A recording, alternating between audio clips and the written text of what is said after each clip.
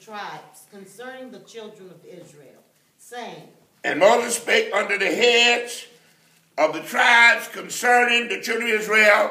Anybody understand what that means? The men in what? Charge. See, the heads of the tribes. So you got to understand that all the way through the Bible. Y'all going to hear that. You got to always remember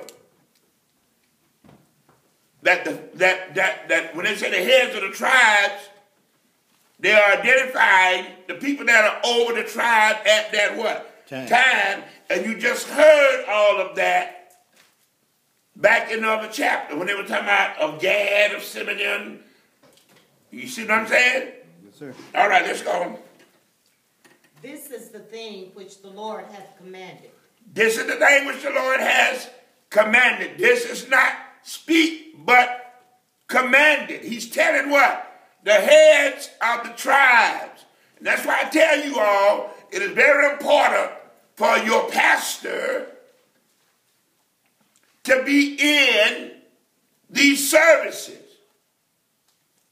Anybody see it? Amen. Because actually, in reality, if you've been around camp meeting, you've been there long enough, you hear props say, and when y'all go home, preach and teach this to your people. You hear him make that statement. In other words, when we come back from camp meeting saying the dynamics have changed, common sense should say to you, preach the dynamics have what? Changed. So that the whole body is getting the message. So even that the people that are not at camp will at least know what camp meeting was what? About. Everybody okay? Amen. Come on. If a man vow a vow unto the Lord, or swear an oath to bind his soul with a bond. Hear that? If a man vow a vow, if you make a vow, that's a pledge. Give them vow, sis. A promise, a pledge. Make a commitment. Say I'm going to do what? Something. See? And he vows it unto what? Unto the Lord. Or swear an oath to bind his soul with a bond. He shall not break his word. Hear that? Now, anybody heard the statement? Anybody heard the statement? Anybody heard the statement? Your word is your what? Bond. See, you remember that? Now guess what? People realize what? That's why right today, they don't let people out of jail. They don't release people because they say what? Their word is not their what? They bond. They can't trust their what? Word. So they make you put money up. That's all the bond is. Well, if they arrest me and they say, well, y'all can get him out of jail, but it's on a $100,000 what? Bond. You know what the $100,000 is for? Guaranteeing them that I'm going to show up or somebody going to lose $100,000 what? Dollars. Now, what do you think happened? See? Whoever put that $100,000 up is on the line for $100,000 what? Dollars. And that's why you have to be real careful not to do that when you own property for people, even if they family members. Amen. If you can't trust them, you don't do it. I don't care if they is your family. Amen. You don't do it. They'll do it to their mama. Amen. Mothers have put their houses up for their what? Children. And you know what? Once they skip bond, you lost your house. And they can catch them later. You still lost your what? House. Because the bond says, I will have Hester will be in court Monday the 25th. Monday the 25th come and I ain't in what? Court. They immediately revoke the what? Bond. They say, well, we revoke the bond. That means we forfeit the bond. The money is now what? Ours. The property now belongs to what? Us. And then they issue an arrest what? Warrant. On the other hand, and I need you to understand why God said this. On the other hand, we have bail bondsmen who says, okay, their bond is $100,000. I'll stand for it. but y'all got to give me 10,000. You get what I'm saying? Amen. Well, $10,000, once you need to understand that. You pay the bail bond of $10,000, even if the person gets off. You hear me? If you get a bail bondsman, even if you're found not guilty, you're not getting the $10,000 back. Amen. You lost that money. See, and you say, well, what did I get for $10,000? You paid for him taking the risk.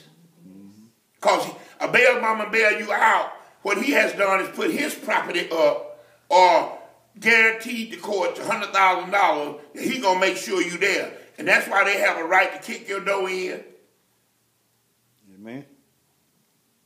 They have all the rights of a police officer. As a matter of fact, they can go beyond that. Once you can break that bond, they can do whatever necessary to get you back there. So they can come in this church. You up in here, break the door down and get you, kick your door in the middle of the night. I'm just saying, you got to understand what a bond is. And that's why you have to see why courts now do that. They release you on what? Bond, property bond, cash bond.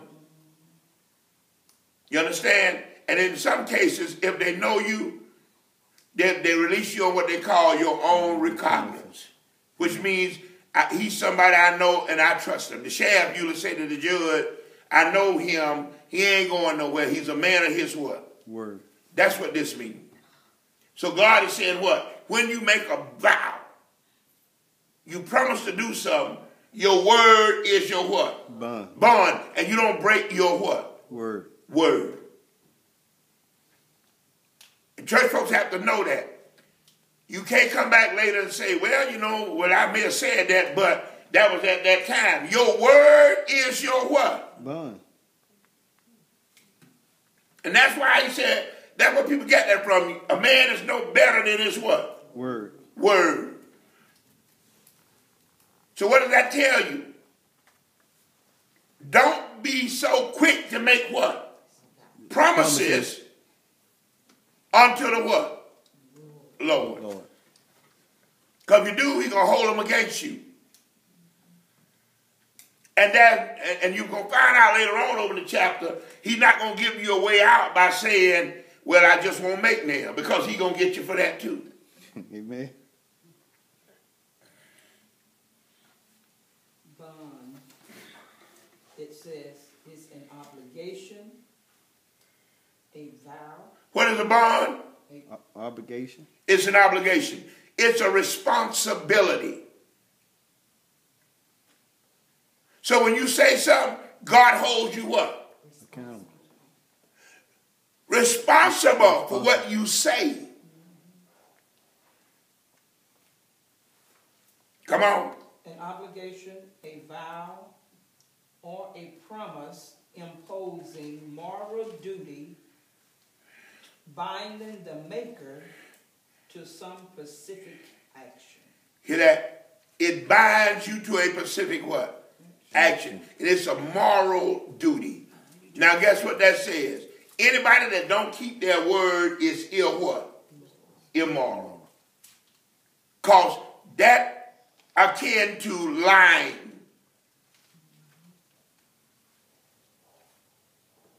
Everybody all right? Amen. See? What does it say about? He shall do. He shall do according to all that proceedeth out of his mouth. Some of it. All of it. He can change it once he said, well, I know I vowed to give $100, but I really don't have it, but I want to show you that I really was serious. Here, 40. All of it. Come on. In this verse right here too, it's speaking concerning the man. If a man made a vow, he had to do it no matter what. As we get on down there, but that's why but guess what y'all say? Man had to do it. But guess what y'all say? Remember that the Bible is catered toward writing to men. Because men ought to be what? Be thou what? Exactly. An example. So what the Lord has said, you say it all the time, a man is no better than his what? Then his word. Word. Than his word. So he guided from all that he said. See? A man has to do what he what? Say you're gonna do. People got to know. That's what proves your manhood. That's what let people know you're a man. And people will say that. He's a man of his what? Word. Word. You can trust what he tell you.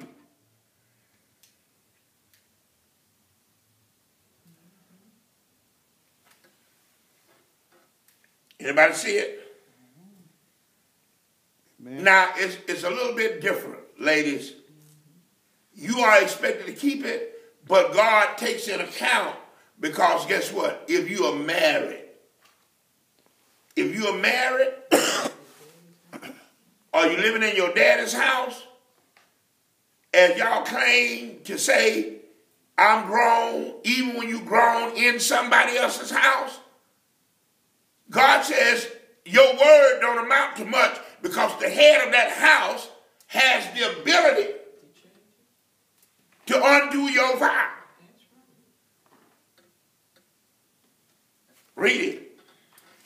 If a woman also vow a vow unto the Lord, and bind herself by a bond, being in her father's house in her youth. Being in her father's house and a teenager. Very important that y'all understand that. You cannot negotiate contracts with anybody under the age of 18 years old. You better know that. So then if you're trying to sell your truck, do not sell it to somebody's child that's under the age of 18 years old. The contract is null and void. You cannot make a contract with a teenager. There ain't no way you can make a contract with Kobe and get it enforced. And say, well, he going to pay me. Y'all going to have to pay me because Kobe agreed to do it. We'll pay you a dime. I owe you nothing. This is Bible. Anybody understand now? Amen. So remember that because you may sell a teenager a pair of shoes. They may tell you, well, look, let me borrow $100. I want to buy these tennis shoes. I'll get back. I promise you, Miss Watts. You got to give it to them prepared not to ever get it what? Because you can't force them to pay you. So you don't loan money to children, not expecting to get it back. And you can't go to their parents and say, well, Kobe was in the mall prop, and he told me if I let him have $50, he pay it back. And now I ask him for my money, he won't give it to me. So I'm going to let you know because I need my money. And I say, well, what are you telling me for? Well, he get his money from you. Well, that ain't my problem. I didn't tell you to loan him no what? Money. You didn't make the loan to me. You should have never what? Done it. You know he didn't have no job. Y'all never heard people talk like that? Amen. So what am I trying to get you to see? That you're in Bible study and God is also telling you that there are certain contracts that you don't make with people even in what? In church.